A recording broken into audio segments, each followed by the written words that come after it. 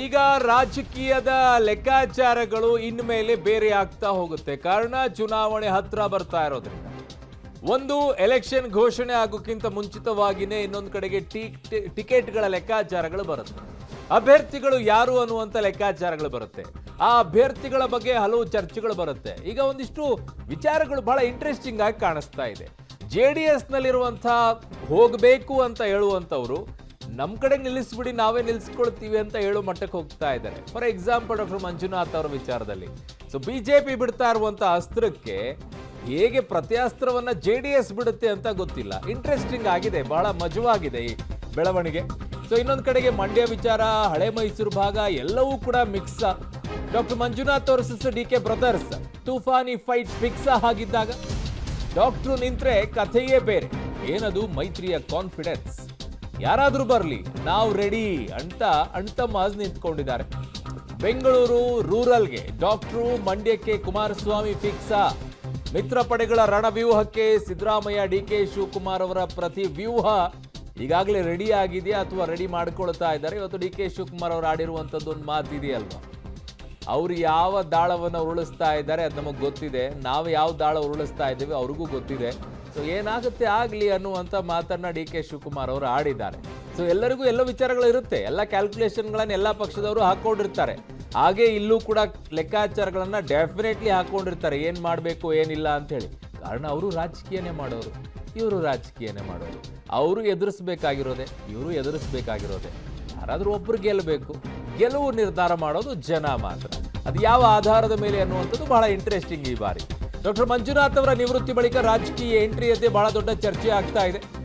ರಾಜಕೀಯ ಪ್ರವೇಶದ ಸುದ್ದಿಯನ್ನ ಡಾಕ್ಟರ್ ಮಂಜುನಾಥ್ ಅವರು ತಳ್ಳಿ ಹಾಕಲಿಲ್ಲ, ಇನ್ನೂ ನಿರ್ಧಾರ ಮಾಡಿಲ್ಲ ಅಂತಷ್ಟೇ ಡಾಕ್ಟರ್ ಮಂಜುನಾಥ್ ಅವರು ಹೇಳ್ತಾ ಇದ್ದಾರೆ.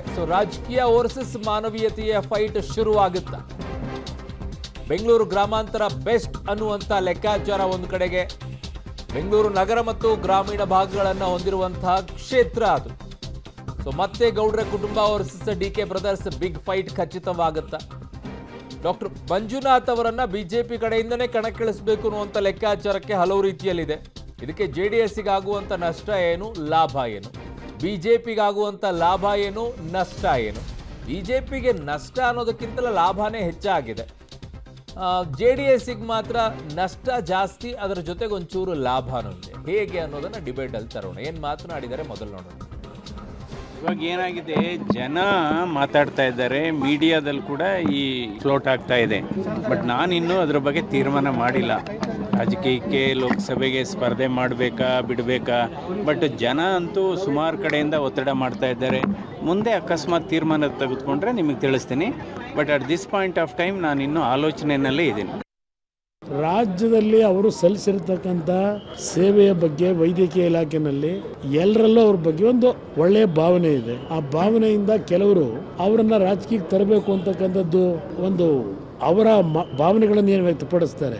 ಅವರು ಹೇಳಿದ್ದಾರೆ, ನಾನಿನ್ನೂ ತೀರ್ಮಾನ ಮಾಡಿಲ್ಲ ಅಂತ ಹೇಳಿ. ಆ ಸಮಯ ಬಂದಾಗ ನೋಡೋಣ ಏನು ತೀರ್ಮಾನ ಮಾಡೋದು.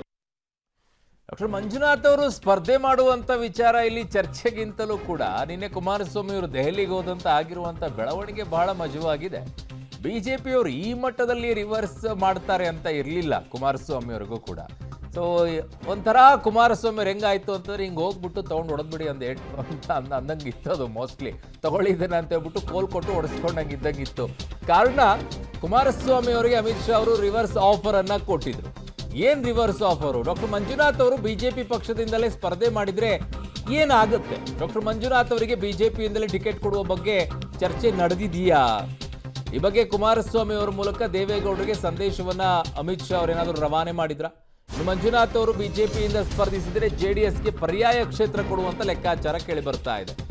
ಗ್ರಾಮಾಂತರ ಕ್ಷೇತ್ರವನ್ನ ಬಿಟ್ಕೊಟ್ರೆ JDSಗೆ ಕೋಲಾರವನ್ನ ಬಿಟ್ಕೊಡುವಂಥದ್ದು ಅಥವಾ ಇನ್ಯಾವುದೋ ತುಮಕೂರು ಬಿಟ್ಕೊಡುವಂಥದ್ದು, ಹೀಗೆ ಹಲವು ಚರ್ಚೆಗಳು ನಡೆದಿದೆ ಅಂತ ಹೇಳ್ತಾ ಇದ್ದಾರೆ. ಗೊತ್ತಿಲ್ಲ, ಅದು ಕುಮಾರಸ್ವಾಮಿ ಅವರು ಬಲ, ಇನ್ನೊಂದು ಕಡೆಗೆ ಅಮಿತ್ ಶಾ ಅವರು ಬಲ ಆ ವಿಚಾರದಲ್ಲಿ. ಬಟ್ ಈ ವಿಚಾರ ಆಚೆ ಬಂದಿರೋದು ಮಾತ್ರ ಬಹಳ ಚರ್ಚೆಗೆ ಎಡೆ ಮಾಡಿಕೊಡ್ತಾ ಇದೆ ಈ ವಿಷಯ. ಹಾಗಿದ್ದಾಗ ಡಾಕ್ಟರ್ ಮಂಜುನಾಥ್ ಅವರ ವಿಚಾರದಲ್ಲಿ ಯಾರು ಯಾವ ನಿರ್ಧಾರವನ್ನು ತೆಗೆದುಕೊಳ್ತಾರೆ, ಏನು ಮಾತನಾಡಿದ್ದಾರೆ ನೋಡಿ. ಯಾವುದು ಕೇಂದ್ರದಲ್ಲಿ ಇದುವರೆಗೂ ನಮ್ಮ ನಾಯಕರು ಯಾವುದು ಚರ್ಚೆಯನ್ನು ಮಾಡಿಲ್ಲ. ಮೊನ್ನೆನೂ ಕೂಡ ಅಮಿತ್ ಶಾ ಅವರು ಬಂದಿದ್ದರು, ಅದು ಯಾವುದು ಆ ಥರದ್ದೇನು ಚರ್ಚೆ ಆಗಿಲ್ಲ. ಕುಮಾರಸ್ವಾಮಿ ಅವರು ಈಗಾಗಲೇ ಸ್ಪಷ್ಟ ಮಾಡಿದ್ದಾರೆ, ಯಾವುದೇ ರೀತಿಯ ಸೀಟ್ ಹಂಚಿಕೆ ಆಗಿಲ್ಲ. ಹೊಂದಾಣಿಕೆ ಅಂತೂ ಆಗುತ್ತೆ. ಎಷ್ಟು ಸೀಟು ಏನು ಅನ್ನೋದು ನಮ್ಮ ಪ್ರಧಾನಮಂತ್ರಿಗಳು ಅಮಿತ್ ಶಾ ಅವರು ತೀರ್ಮಾನ ಮಾಡ್ತಾರೆ. ಡಾಕ್ಟರ್ ಮಂಜುನಾಥ್ ತನ್ನ ಕಾರ್ಯಕ್ಷೇತ್ರದಲ್ಲಿ ಒಳ್ಳೆಯ ಹೆಸರು ಪಡ್ಕೊಂಡಿದ್ದಾರೆ. ಕ್ಯಾಂಡಿಡೇಟ್ ಯಾರಿಗೆ ಮಾಡ್ತಾರೆ ಏನು ಮಾಡ್ತಾರೆ ಅಂತ ಗೊತ್ತಿಲ್ಲ. ನಮ್ಮ ಪಕ್ಷದ ವೇದಿಕೆಯಲ್ಲಿ ಚರ್ಚೆ ನಡೆದಿಲ್ಲ. ಅಂಥವ್ರು ರಾಜಕೀಯಕ್ಕೆ ಬಂದರೆ ಒಳ್ಳೆಯದೇ ಆಗುತ್ತೆ. ನಾನು ಅವ್ರು ರಾಜಕೀಯಕ್ಕೆ ಬರೋದನ್ನು ಸ್ವಾಗತಿಸ್ತೀನಿ. ಯಾವ ಪಾರ್ಟಿ ಕ್ಯಾಂಡಿಡೇಟ್ ಆಗ್ತಾರೆ ಅನ್ನೋದು ಅವ್ರಿಗೆ ಬಿಟ್ಟಿದ್ದು. ಆದರೆ ಅಂಥವ್ರು ರಾಜಕೀಯಕ್ಕೆ ಬರೋದು ಒಳ್ಳೆಯದು. ಸೊ ಇವ್ರದ್ದೇನಾದರೂ ಇರ್ಬೋದು ಸ್ಟ್ರಾಟಜಿಗಳು ಬಿಜೆಪಿ ಮತ್ತು JDS ಅದು. ಆ ಕಡೆಗೆ DK ಶಿವಕುಮಾರ್ ಅವರು ಮಾತ್ರ ಯಾರಾದರೂ ಬರಲಿರಿ, ನಾವು ಯಾಕೆ ತಲೆ ಕೆಡಿಸ್ಕೊಳ್ಳೋಣ ಅಂತ ಅವರು ಅದನ್ನೇ ಹೇಳಬೇಕಲ್ವಾ. ಇನ್ನೇನು ಅಯ್ಯೋಯ್ಯೋ ಅವ್ರು ಬರ್ತಾ ಇದ್ದಾರೆ ಭಯ ಆಗ್ಬಿಡುತ್ತೆ, ಅವ್ರನ್ನ ಬಿಟ್ಟು ಇವ್ರು ಹಾಕಿ ಅಂತ ಹೇಳೋಕ್ಕಾಗತ್ತಾ? ಇಲ್ಲ, ಯಾರಾದರೂ ಬರಲಿ ನಾವು ಫೇಸ್ ಮಾಡ್ತೀವಿ ಅಂತೇಳಿ. ಎಂತೆಂಥ ಚುನಾವಣೆಗಳನ್ನು ಅವ್ರು ನೋಡಿಲ್ಲ. ದೇವೇಗೌಡರನ್ನು ನೋಡಿದ್ದಾರೆ, ಕುಮಾರಸ್ವಾಮಿ ಅವ್ರನ್ನೂ ನೋಡಿದ್ದಾರೆ, ಕುಮಾರಸ್ವಾಮಿ ಅವರ ಪತ್ನಿಯವ್ರನ್ನೂ ನೋಡಿದ್ದಾರೆ. ಎಲ್ಲರನ್ನೂ ಅಖಾಡದಲ್ಲಿ ನೋಡಾಗಿದೆ. ಯಾರು ಬಂದರೂ ಕೂಡ ನಾವು ರೆಡಿ ಅಂತ DK ಶಿವಕುಮಾರ್ ಅವರು ಹೇಳಿದ್ದಾರೆ, DK ಸುರೇಶ್ ಅವರು ಕೂಡ ಹೇಳಿದ್ದಾರೆ. ಸೊ DK ಬ್ರದರ್ಸ್ ಸೆಟ್ ಆಗಿದ್ದಾರೆ, ರೆಡಿ ಆಗಿದ್ದಾರೆ. ಓನ್ಲಿ ಈಗ ಗ್ರೌಂಡಲ್ಲಿ ಆಟ ಆಡೋದು ಮಾತ್ರ ಬಾಕಿ ಇದೆ. ಬಟ್ ಆ ಕಡೆಗೆ ಪ್ಲೇಯರ್ಸ್ಗಳೇ ರೆಡಿ ಇದ್ದಾರೆ, ಈ ಕಡೆಗೆ ಪ್ಲೇಯರ್ಸ್ಗಳು ಯಾರು ಅಂತ ಗೊತ್ತಿಲ್ಲ. ಓನ್ಲಿ ಮ್ಯಾನೇಜ್ಮೆಂಟ್ ರೆಡಿ ಇದೆ. ಈಗ ಅಖಾಡಕ್ಕೆ 11 ಜನ ಪ್ಲೇಯರ್ಸ್ಗಳಿಲ್ಲ. ಇಲ್ಲಿ ಒಂದೇ ಪ್ಲೇಯರನ್ನು ಬಿಡಬೇಕು. ಆ ಪ್ಲೇಯರ್ ಯಾರು ಅನ್ನೋದನ್ನು ಕಾದು ನೋಡಬೇಕು. ಏನು ನಾವು ಚುನಾವಣೆ ಮುಗಿದ ಮೇಲೆ ಚುನಾವಣೆ ನೆಕ್ಸ್ಟ್ ಡೇ ಇಂದನೇ ಎಲೆಕ್ಷನ್ ಮಾಡ್ತೀವಿ. ನಾವು ಕಟ್ಟಾಕ್ಬೇಕು ಅಂತೇಳಿ ಸಾಕಷ್ಟು ಮೈತ್ರಿ ನಾಯಕರು ಹೋರಾಡ್ತಾರೆ ಅಂತ ಕಟ್ ಹಾಕಿದ್ರಲ್ಲೇನೆ, ಪುಟ್ಟಣ್ಣನ ಕಟ್ ಹಾಕ್ಬೇಕು ಅಂತ ಇಬ್ರು ಸೇರಿದ್ರಲ್ಲ, ಹಂಗೆ ಇದು ಕಟ್ ಹಾಕ್ತಾರೆ. ನೋಡಪ್ಪ, ಅವ್ರು ಏನೇನು ಚರ್ಚೆ ಮಾಡಿದ್ದಾರೆ ಅನ್ನೋದು ನಮಗೆಲ್ಲ ಅರಿವಿದೆ. ಯಾವ್ಯಾವ MLAಗೆ ಏನೇನು ಫೋನ್ ಮಾಡಿ ಏನೇನು ಮಾತಾಡಬೇಕು ಅಂತ ಪ್ರಯತ್ನ ಮಾಡ್ತಾ ಇದ್ದಾರೋ ಅರಿವಿದೆ. ಎಲ್ಲ MLAಗಳು ಹೇಳ್ತಾ ಇದ್ದಾರೆ. ಅವ್ರವ್ರ ಸಂಬಂಧಿಕರು, ಅವ್ರವ್ರ ಫ್ರೆಂಡ್ಸು ಯಾರ್ಯಾರ ಮುಖಾಂತರ ಪ್ರಯತ್ನ ಮಾಡಬೇಕು ನಡೀತಾ ಇದೆ ಅನ್ನೋದು ಕೂಡ ನಮಗೆಲ್ಲ ಅರಿವಿದೆ. ಎಲ್ಲರ ಮೇಲೂ ನಿಗಾ ಇದೆ, ಎಲ್ಲ ಪಾರ್ಟಿಯವ್ರ ಮೇಲೂ ನಮ್ಗೆ ನಿಗಾ ಇದೆ. ಸೊ ಅದರಿಂದ ನಾವೇನು ತಲೆ ಕೆಡಿಸ್ಕೊಳ್ಬೇಕಾಗಿಲ್ಲ.